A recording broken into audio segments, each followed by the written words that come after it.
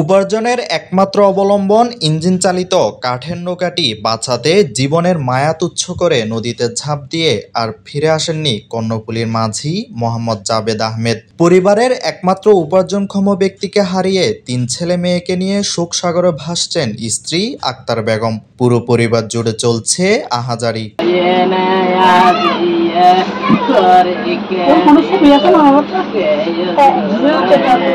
বুধবার সন্ধ্যা 7টার দিকে কর্ণফুলী নদীর বোয়ালখালী হামিদচরের মাথা এলাকায় নিখোঁজের ঘটনা ঘটে। জাবেদ কর্ণফুলী উপজেলার শিকলবাহা 1 নম্বর ওয়ার্ডের দ্বীপকালার মডেল এলাকার দানু মেম্বারের বাড়ির মৃত শরীফ আলীর পুত্র।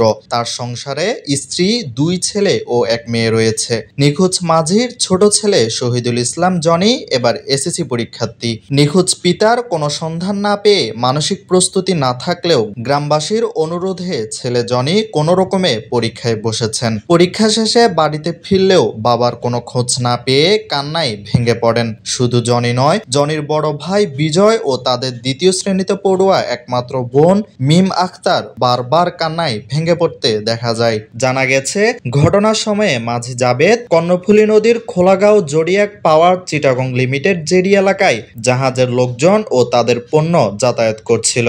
পরে জাহাজের সঙ্গে তার নৌকাটি নোঙর করে রেখেছিল। হঠাৎ করে জাহাজ থেকে নৌকাটি ছুটে যায়। পরে সে কাপড় ও মোবাইল রেখে নৌকা বাঁচাতে নদীতে ঝাঁপ দিয়েছেন। এরপর থেকেই তিনি নিখোঁজ।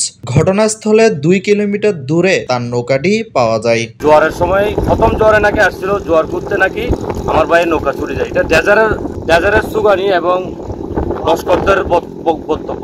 আমরা ঘটনাস্থলে দেখতেছি আসি, মানে আমরা পাইছি আমার ভাইয়ের সম্মানটা, মানে বলকালি টেকসর ঘাটে পাইয়া আমার ভাইয়ের নৌকাটা উদ্ধার করছি, কিন্তু আমার ভাইকে এখনো পাই নাই।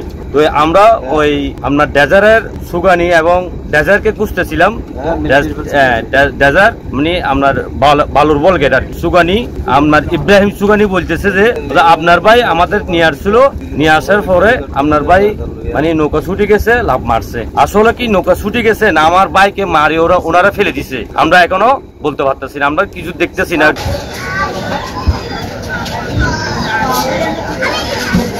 Desk report, Chittagong news.